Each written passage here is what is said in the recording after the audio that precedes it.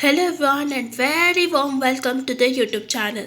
Today's Business Economic के chapter 5 को start करने वाले हैं डिमांड एस्टिमेशन एंड फोरकास्टिंग। तो चलो ऑब्जेक्टिव्स इसके सॉल्व करते हैं। तो चलो स्टार्ट करते हैं इस वीडियो को। इसके पहले इफ़ हम चैप्टर 1 से 4 तक नहीं देखा है तो लिंक डिस्क्रिप्शन में प्लस प्लेलिस्ट एंड प्लस आपको आइकन में मिल जाएगा, जाके चेक कर लीजिए। चलो स्टार्ट करते हैं। ओके तो पहला क्वेश्चन है, हम इसको ट्राई करते हैं प्रेडिकेट करना फ्यूचर सिचुएशन को, taking in the account the likely future actions and policy of the firm. तो ये कौन सा है? ये है एक्टिव फोरकास्ट। ना बहुत सारे बच्चे ने पैसिव फोरकास्ट दिया है, तो जो पैसिव फोरकास्ट है वो ट्राई करता है प्रेडिकेट करा फ्यूचर सिचुएशन को जो एग्जिटिंग एक्शंस में होता है और the policies of the firm. ठीक है, एग्जाम्पल ले है एक्टिव फोरकास्टिंग का, तो changing price, changing product quality, ये सब इसमें आते हैं। Next, more useful in business planning, तो हम एक्टिव फोरकास्ट को ज़्यादा यूज़ करते हैं और ये जो बिजनेस एंटरप्राइज है वो इंटरेस्ट है दोनों में, पैसिव एंड एक्टिव फोरकास्ट। फिर आता है डिमांड फोरकास्ट में बी मेड फॉर, किसके लिए डिमांड फोरकास्ट भी बना सकते हैं? तो answer is total market and market segment, मतलब ऑप्शन ए एंड बी। तो आप देखोगे एग्जांपल्स यहाँ domestic market, foreign market and regional market etcetera. अभी ये हेल्प करता है फर्म को डिसीजन लेना, वो भी within the limited resources जो करेंटली अवेलेबल है, as well as within the exiting capacity. तो आंसर है short term forecast. Short term forecast हमें यह हेल्प करता है। अभी ये अंडरटेकन हो सकता है monthly, quarterly, half yearly, yearly, avoid करना ओवर प्रोडक्शन और under production. Now undertake in order to find, अभी हमें in order to find out the visibility of establishing a new company और एक्सपांडिंग द एग्जिटिंग बिजनेस। तो ये अपना long term होता है क्योंकि हमें एग्जिटिंग बिजनेस को एक्सपांड करना है, ओके, एस्टैब्लिश करना है न्यू कंपनी को, that is long term demand forecast. Okay, ये इट मे ऑल्सो भी अंडरटेकन जब कंपनी इंटेंड करता है to go for improve technology और मार्केट एक्सपांशंस। ऐसे चीज़ जो हम डायरेक्टली यूज़ करते हैं for final consumption, that is consumer goods. Now use for the production of other goods, production आया तो प्रोड्यूसर गुड्स। गुड्स जो कंज्यूम होता है only once, that is पेशेबल goods. बहुत सारे बच्चों ने ड्यूरेबल गुड्स डाला है कि आप ड्यूरेबल गुड्स को कंज्यूम करते हो, नो, तो दैट इज मिल्क, ये सब आता है। Goods which can be use more than once, ये ज़्यादा हम यूज़ करते हैं, तो आपको पता है durable goods, that is furniture. Sale of durable are made, क्यों सेल ऑफ ड्यूरेबल बनाया जाता है? तो meet the new demand and replacement demand का। ठीक है, करंट डिमांड को मीट करने के लिए नहीं होता है ये, ओके। और ये जो सेल ऑफ नॉन ड्यूरेबल है वो बनाया जाता है largely to meet the current demand.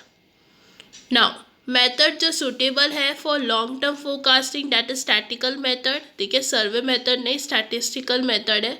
जो सर्वे मेथड है वो इजीली फाउंड सुटेबल है for short term forecasting.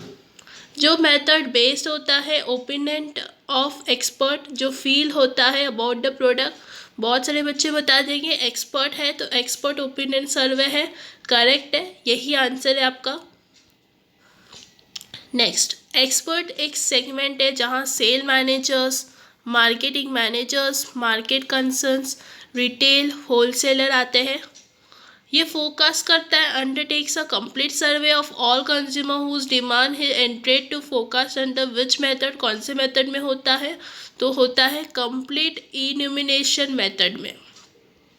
Forecaster है वो सिलेक्ट करते हैं sample of consuming units from the relevant population, तो ये है कंप्लीट सर्वे मेथड। नहीं, complete survey method is the wrong answer. देखो बहुत सारे बच्चे ने यही आंसर दिया, the answer is sample survey method. Sample के शब्द है, आप देख सकते हो। Useful in deducting the consumers awareness of advertising campaign by firm, तो आंसर है कंज्यूमर सर्वे। ओके, ये यूज़फुल होता है डिडक्टिंग करना चेंजेस को, वो भी कंज्यूमर के टेस्ट को, प्रेफरेंस को, और डिटरमाइन करना कंज्यूमर के exceptions about the future prices. ठीक है, नेक्स्ट आता है under which method the demand for product is forecast to survey of its user, तो ये है end use method. Next, okay, एक बात याद रखना, ये यूज़ किया जाता है जब प्रोडक्ट यूज़ होता है more than one use. A product में बी यूज फॉर फाइनल कंज्यूमेशंस है वो, and an intermediate product in the production of some other goods as well as maybe export and import. Two approach of market experiments, दो approach होते हैं, एक होता है actual and stimulated. Now actual market experiment conduct करते हैं actual market में, जो place होता है market place, actual market place में, वो भी सर्वनर वेस में। Stimulated market experiments को हम consumer clinics या laboratory experiment भी कहते हैं। Time series of data variable under forecast are used to fit a trend line at the graph Lee truth statistical method of least square, तो answer is trend method. Next, एक cued version है trend method का, उसको कहते हैं graphical method. Overcome करने के लिए प्रॉब्लम को जो ट्रेंड लाइन है वो वर्क करता है, worked out by fitting the trend equation two time series data. अभी जो ट्रेंड इक्वेशन है वो लीनियर हो सकता है या नॉन लीनियर फॉर्म में भी हो सकता है। रिग्रेशन मेथड को रिक्वायर्ड होता है हिस्टोरिकल डेटा की on the variable under forecast well as on the determines of variable. दो स्टेप्स होते हैं, ओके, टू नहीं स्टेप्स होते हैं रिग्रेशन के मेथड का।